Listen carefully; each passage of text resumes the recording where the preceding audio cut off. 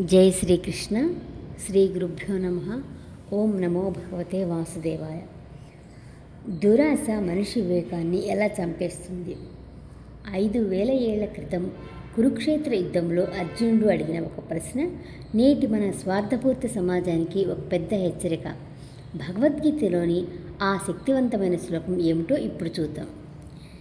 యత్యేప్యేతేన పశ్యంతి లోభోపహత చేతసః కులక్షయకృతం దోషం మిత్రద్రోహే చ పాతకం.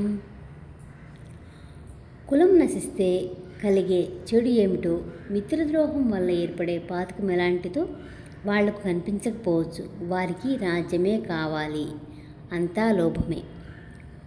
యుద్ధంలో స్వజనులు మరణిస్తారు. దానివలన కులనాశనం జరుగుతుంది. స్వజనులే కాదు, సుహృదయులు కూడా చనిపోతారు. అది మిత్రద్రోహం అవుతుంది. ఈ ఆలోచన అర్జునుడికి ఎందుకు వచ్చింది? అర్జునుడి పరిస్థితులు దుర్యోధనరాజులు కూడా ఉన్నారు కదా, వాళ్ళకెందుకు ఈ ఆలోచన రాలేదు?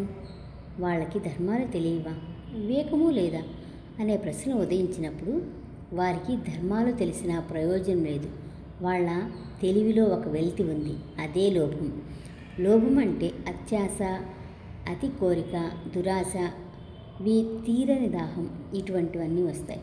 లోభము మనిషి చేత ఏ పాపాన్నైనా చేయిస్తుంది. లోభికి లాభమే ప్రధానం, ధర్మం కాదు. లోభము గురువుల్ని గుర్తించదు, బంధువుల్ని ప్రేమించదు. దుర్యోధనాదులు రాజ్యలోభంతో పాడైపోయారు. అందువలన కులక్షయం వల్ల కలిగే దోషాన్ని వాళ్ళు పట్టించుకోలేదు.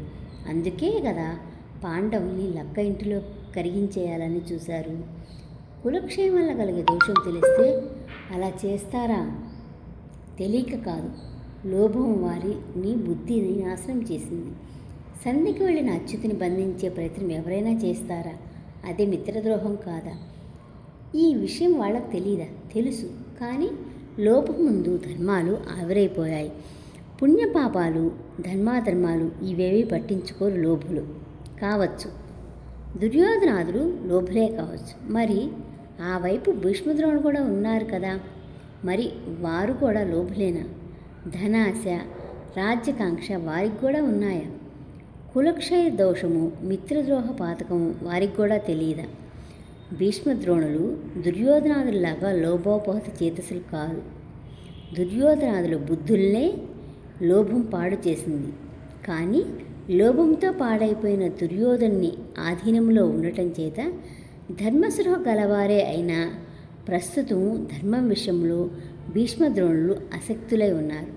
కానీ అన్నీ తెలిసి లోభము తెలియని మనము పోరుకు దిగటమేమిటి అనేది అర్జునుడి వాదం. యుద్ధం చేయటం వలన తన వల్ల కావటం లేదు అంటూ ఇంతవరకు స్వజన ప్రియవాదాన్ని వినిపించిన పార్థుడు ఇక నుండి యుద్ధాన్నే ఆపేయాలని ప్రయత్నం చేస్తున్నాడు. ఈ శ్లోకము 5000 ఏళ్ల క్రితం నాటిదైనా నేటికి మనం ఇంట్లో, ఆఫీసులో జరుగుతూనే ఉంది. మనిషికి ఏదైనా కావాలని ఆశ కలిగినప్పుడు మెదడులోని విచక్షణ జ్ఞానం మొద్దుబారిపోతుంది. దీన్నే సైకలాజికల్లో టూనల్ విజన్ అంటారు. అంటే మనకు కావాల్సింది తప్ప ఎదుటివారి బాధ కనిపించదు. ఎదుటివాడు తప్పు చేస్తున్నాడు కదా అని మనం కూడా తప్పు చేయాలా అనే ప్రశ్న మనల్ని మనం వేసుకోవాలి. గొడవల్లో మనం కూడా వాళ్ళ స్థాయికి దిగజారాలా, లేక శాంతితో సమస్యను పరిష్కరించుకోవాలా అనేది అర్జునుడి అంతర్మదనం. దురాశ వివేకాన్ని కప్పేస్తుంది. ఏదైనా నిర్ణయం తీసుకునే ముందు అది ఆశతో తీసుకుంటున్నామా లేదా ధర్మంతోనా అని ఆలోచించుకోవాలి. మన పని వల్ల మన కుటుంబానికి లేదా సమాజానికి నష్టం జరుగుతుందా? ఎదుటివాడు అజ్ఞానంతో ఉండవచ్చు, కానీ మనం జ్ఞానంతో ఉన్నప్పుడు ఉండటం మన బాధ్యత మరింత పెరుగుతుంది. దీనికి మీరేమంటారు? కామెంట్ సెక్షన్లో కామెంట్ చేయండి. గీతను అర్థం చేసుకుంటూ మన జీవితాలను ఉన్నతంగా మలుచుకోవటానికి, నా ఈ గీతా ప్రయాణంలో తోడుగా ఉండటానికి సబ్స్క్రైబ్ చేసుకోండి. స్వస్తి. జై శ్రీకృష్ణ.